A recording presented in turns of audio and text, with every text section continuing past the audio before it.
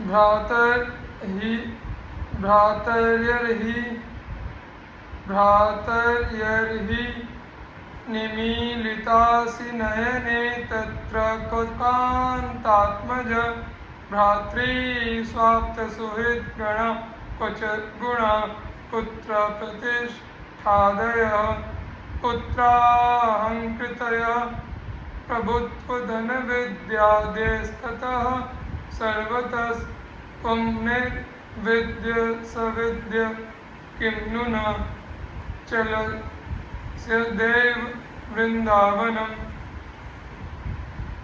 अरे भाई, जब तुम्हारे दोनों नेत्र बंद हो जाएंगे अर्थात जब तुम मृत्यु को प्राप्त हो जाओगे तब तुम्हारी पत्नी, पुत्र, भाई, विश्वास पात्र, सगे संबंधी जन एवं मित्रगण कहाँ होंगे? अर्थात कोई भी तुम्हारे साथ नहीं जाएगा। तुम्हारे भीतर विद्यमान अनेकानेक पुण्य तुम्हें प्राप्त प्रतिष्ठा आदि कहाँ होगी? अर्थात उनका भी अंत हो जाएगा। क्या तुम अब इनका उपभोग कर सकोगे? क्या तुम अपने साथ उन्हें भी ले जा सकोगे? तुम्हें प्राप्त ऐश्वर्य, धन संपत्ति एवं विद्या आदि का जो अभिमान है वे सब कहाँ होंगे? अर्थात वे सब भी यहीं रह जाएंगे। अतः समझदारी की बात यही है कि उक्त सभी से उपराम चित्त होकर तुझे आज ही श्री वृंदावन के लिए चल पड़ना चाहिए। रुददपि पितृ मातृबंधुपुत्रादिक अपहाय निशम्य नारहदुक्ति यदि परम कठोरतां दधानो द्रुतमलोकय कृष्ण केलि कुंजम।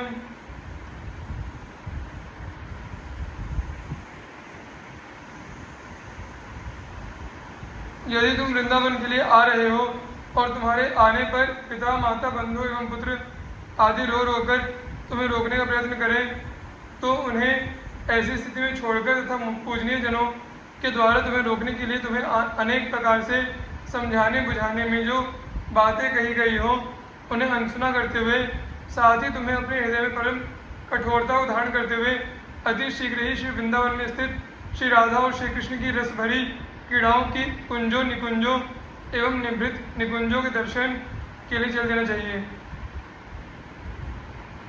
रति रतिपति कोटि सुंदरम तत्प्रमुषित कोटि रमा रमापति श्री कनक मरकताभमूर्ति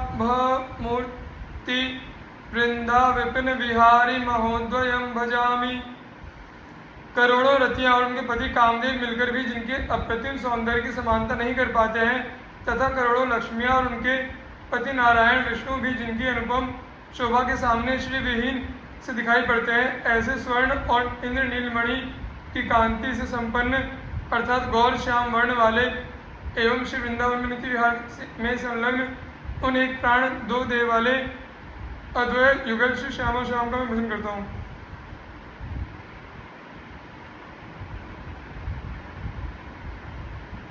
तदखिल भगवत स्वरूप रूपामृत रसतो यति माधुरी धुरीयम कुवलय कमनीय धाम राधापद रसपूर्ण वने भ्रमद भजामह।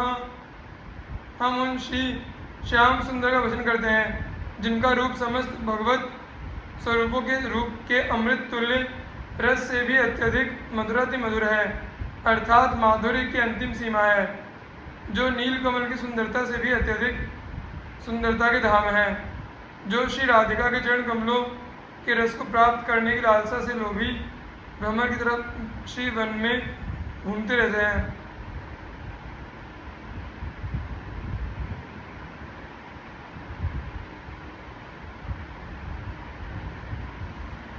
अलक्ष्यः श्रीलक्ष्म्या अपि च भगवत्या भगवतः सदा वक्षस्थाया मधुरमधुरः केचन रसः अहो यद्दासीभिः सततमनुभूयन्त उरुभिः प्रकारस्तां राधां भजदयित वृंदावन वने।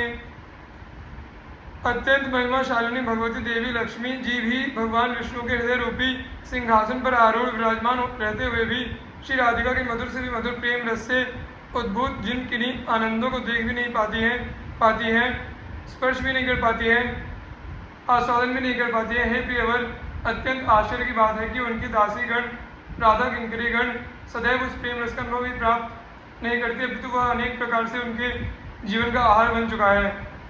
अतः तुम्हें श्री वृंदावन नामक वन में वास करते हुए उन श्री राधिका रानी का भजन करना चाहिए, क्योंकि यही सार का भी सार है।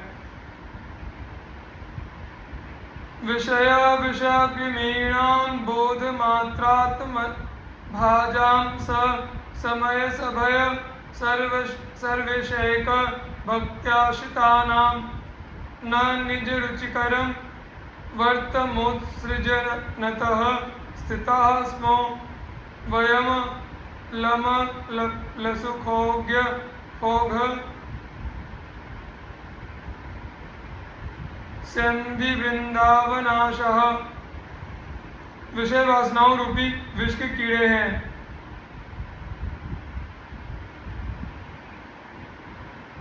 अर्थात अत्यंत लोलुप हैं। उनके केवल जीव जगत ब्रह्म आदि के नीरस शुष्क ज्ञान में उलझे हुए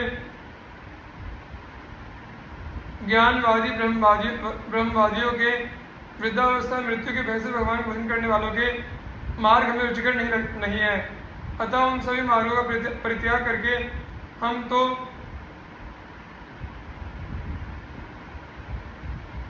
वास्तविक सच्चा सुख प्रदान करने वाले श्री वृंदावन की आशा करते हैं।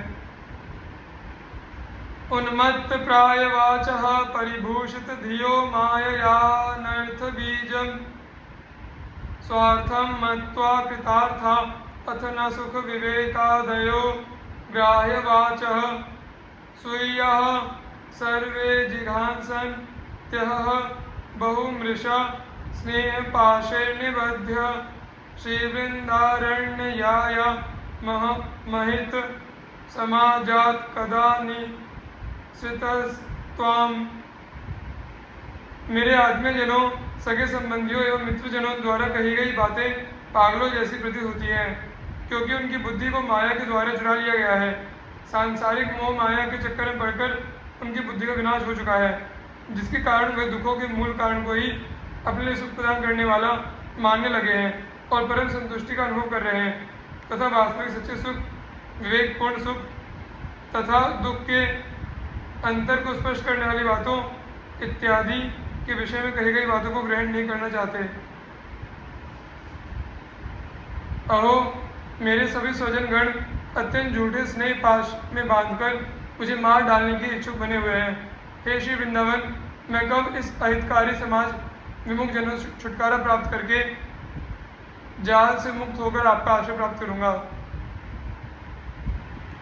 गृहांधकूपे पतितः कदा माम उद्धृत्य मूढ़ं कृपया स्वयेव कामादिकाला हि गणनिर्गीर्णं मातेव वृंदाटवी नेष्यसेकम्। हे वृंदाटवी, मैं जो गृहस्थी के अंधेरे अत्यंत गहरे कुएं में पड़ा हुआ हूँ तथा मूर्ख हूँ, उससे बाहर निकलना मेरे वश की बात नहीं है। ऐसा कब होगा जब कि आप स्वयं ही मुझ पर अपनी कृपा करते हुए मुझे इस अंधेरे कुएं से बाहर निकालने ऊपर उठाने का उपक्रम करोगी। मैं तो काम आदि विकराल काले सर्पों से पूरी तरह से ग्रसित किया हुआ हूँ।